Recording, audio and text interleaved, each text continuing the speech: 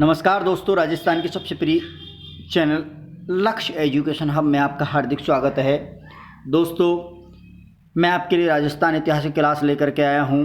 आज मारवाड़ का इतिहास पार्ट नंबर 2 में आपके लिए लेकर के आया हूं।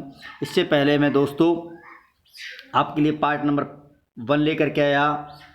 तो दोस्तों, जिस भी विद्यार्थी ने पार्ट नंबर 1 नहीं देखा है, एक बार पार्ट नंबर 1 ज़रूर देखें, जहाँ से हमने मारवाड़ के इतिहास की शुरुआत की, उत्पत्ति और साथ में कुछ राजाओं के इतिहास के बारे में हमने जानकारी दी है।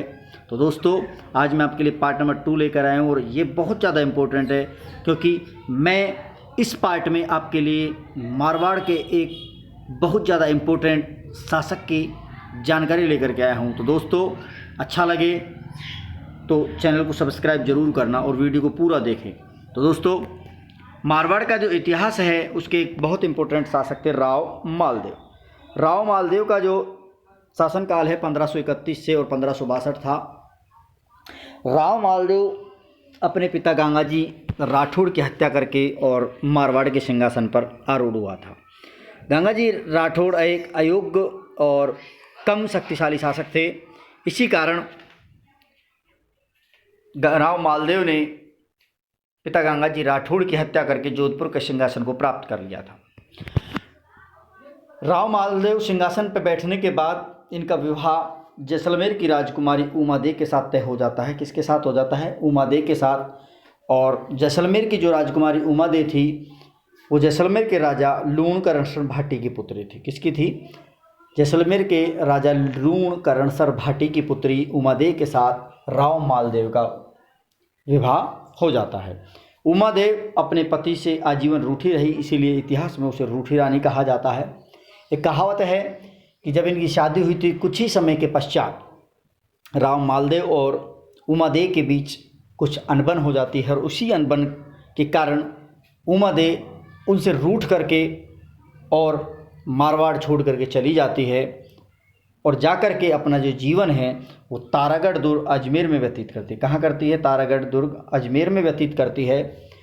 और जब जब मृत्यु निकट आती है तो उस तारागढ़ दुर्ग को भी छोड़ करके और कहाँ पहुँच जाती है? केलवा। कहाँ पहुँच जाती है? केलवा। उदयपुर पहुँच जाती है और उदयपुर में अपना जीवन समाप्त कर लेती हैं। और इसी कारण ये काफ़ी दिनों तक राव मालदेव से रूठी रही। इसी कारण इतिहास में से रूठी रानी के नाम से जाना जाता है।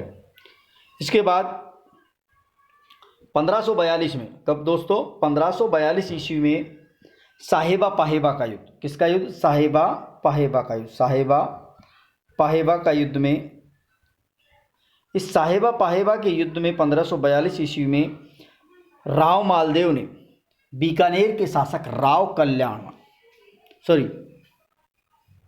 1542 ईस्वी में साहेबा पाहेबा के युद्ध में राव मालदेव ने बीकानेर के जो शासक थे राव जैतसी को पराजित किया और इस युद्ध में राव जैतसी मारा गया। दोस्तों, 1542 में साहेबा और पाहेबा का युद्ध होता है, जिसमें एक तरफ राव मालदेव थे और एक तरफ कौन थे? बीकानेर के राजा राव जैतसी। दोनों के मध्य संघर्ष होता है और संघर्ष में राव मालदेव विजय हो जाता है और इसी विजय के साथ राव जैतसी इस युद्ध में मारे जाते हैं। राव जैतसी के पुत्र कल्याणमल ने जब इस युद्ध में हार जाते हैं तो राव जैतसी का जो पुत्र था कल्याणमल, और कल्याणमल भाग करके और शेर शाह सूरी के पास पहुंच जाता है। कहाँ चला जाता है? शेर शाह सूरी के पास उसकी संरक्षण में चला जाता है और शेर शाह सूरी अपनी संरक्षण में रख करके लेता है उसको। इसके बाद 1542 में राव मालदेव ने मेड़ता के शासक बीरमदेव को पराजित किया था। पहले 1542 में साहेबा पाहेबा के युद्ध में बीकानेर के शासक राव जैतसी को हराया और उसके बाद 1542 में मेड़ता, जो नागौर में पड़ता है, मेड़ता नागौर के शासक बीरमदेव जो कान्हड़देव के पुत्र थे। किसके पुत्र थे? जालोर के शासक कान्हड़देव के पुत्र थे। इस कान्हड़देव के पुत्र बीरमदेव को पराजित कर मेड़ता पर क्या कर लिया दोस्तों? अधिकार कर लिया था। 1544 में गिरी और सुमेल का युद्ध या जैतरण या पाली का युद्ध, इसे 3 नाम से जानते हैं: गिरी सुमेल का युद्ध, जैतरण का युद्ध या पाली का युद्ध। एक तीसरा नाम मैंने नहीं लिखा है दोस्तों, लिख लेना आप, पाली का युद्ध।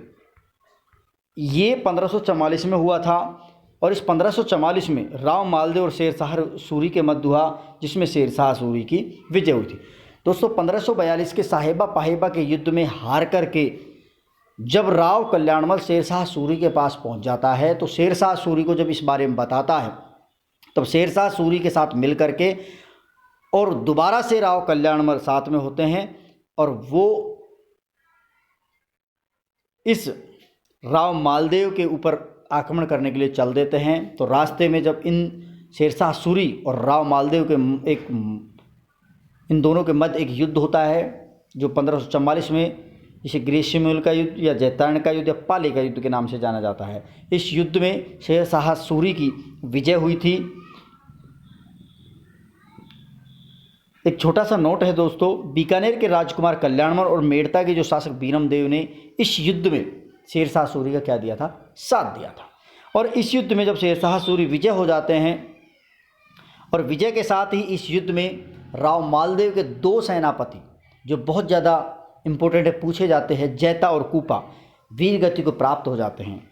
इस युद्ध में राव मालदेव के दो सेनापति जैता और कूपा वीर गति को प्राप्त हो जाते हैं।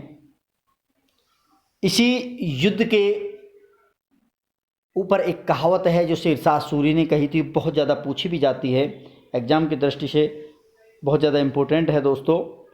ये कहावत है कि मैंने एक मुट्ठी भर बाजरे के लिए हिंदुस्तान की बादशाह दाव पर लगा दी गई थी। उस समय शेरशाह सूरी दिल्ली का सुल्तान हुआ करता था और वो दिल्ली को छोड़ करके और मारवाड़ को विजित करने के लिए उस दिल्ली को छोड़ करके आ गया था। तब इसको जब विकट परिस्थितियों में इसको पीछे हटना पड़ा और फिर दोबारा से युद्ध करना पड़ा, तब इसको एक एहसास हुआ कि अगर मैं इस युद्ध में हार जाता तो पूरे हिंदुस्तान की बादशाह चली जाती, क्योंकि एक मुट्ठी, एक छोटे से टुकड़े के लिए मैंने पूरे हिंदुस्तान को क्या इस पर लगा दिया, दाव पर लगा दिया गया। और राव मालदेव की मृत्यु 1562 ईस्वी में हो जाती है। इसके बाद तब इतिहासकार फरिश्ता ने कहा है कि मालदेव को हम हसमत वाला बादशाह कहा जाता है। जो राव मालदेव है, इतिहासकार फरिश्ता ने उनको एक उपाधि दी थी, हसमत वाला बादशाह की उपाधि। तो दोस्तों ये था आज के मारवाड़ का इतिहास का पार्ट नंबर 2 जो मैं आपके लिए लेकर के आया हूँ। दोस्तों एक बार इस वीडियो को पूरा अवश्य देखें, अच्छा लगे तो चैनल को सब्सक्राइब जरूर करें, बेल आइकन को दबाएं, लाइक करें, लिंक को शेयर करें। धन्यवाद।